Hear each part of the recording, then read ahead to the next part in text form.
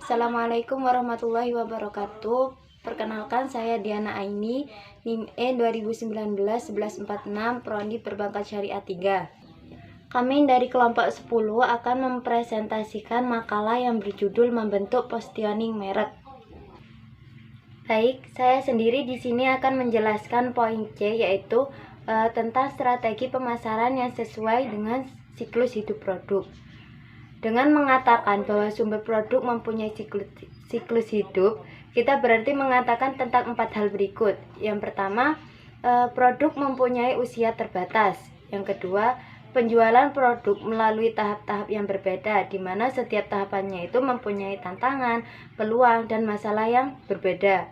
Yang ketiga, laba naik dan turun pada berbagai tahap siklus hidup produk. Dan yang terakhir yaitu produk memerlukan strategi pemasaran, keuangan, manufaktur, pembelian, dan sumber daya manusia yang berbeda dalam setiap tahap siklus hidup. Siklus hidup merek. Sebagian besar kurva siklus hidup produk digambarkan dalam bentuk bel.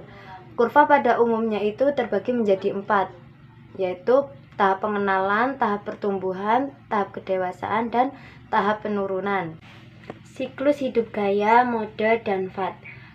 Gaya adalah jenis ekspresi dasar dan berbeda yang muncul dalam bidang usaha manusia. Contohnya gaya yang muncul di pakaian, seperti pakaian formal, pakaian santai, dan funky.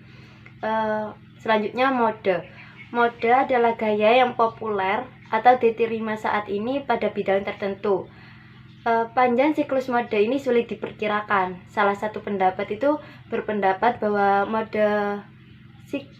siklus mode akan berakhir tergantung pada sampai di mana mode tersebut itu dapat memenuhi kebutuhan masyarakat. Selanjutnya yaitu fad. Fad sendiri yaitu mode yang sangat cepat dilihat oleh masyarakat, cepat mencapai puncak, dan menurun dengan sangat cepat. Pembahasan selanjutnya yaitu strategi pemasaran, tahap pengenalan, dan keunggulan pelapor.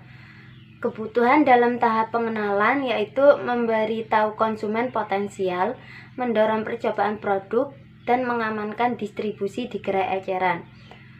Karena diperlukan waktu untuk menghasilkan produk, mengatasi masalah teknis, mengisi saluran penyalur, dan melakukan penerima konsumen, membuat pertumbuhan penjualan cenderung lambat dalam tahap pengenalan.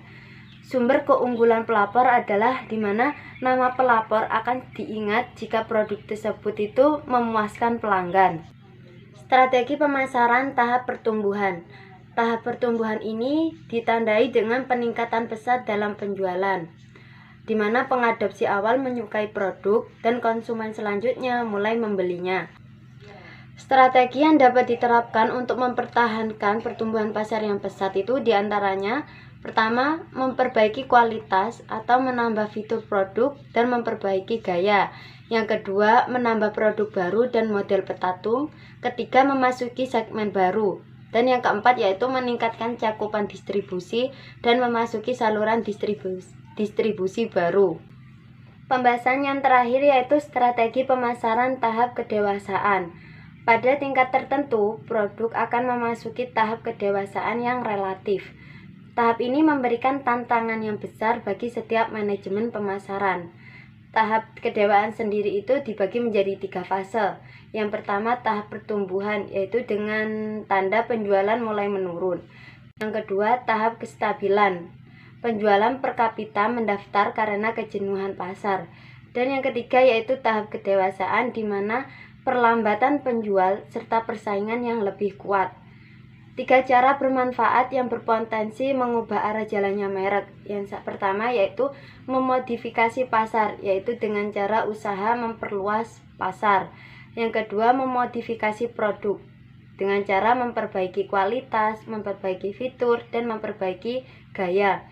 Yang terakhir yaitu memodifikasi program pemasaran. Memodifikasi program pemasaran ini bersangkutan dengan harga, distribusi, iklan, promosi jualan, penjualan pribadi, dan layanan. Sekian dari saya, semoga bermanfaat. Wassalamualaikum warahmatullahi wabarakatuh.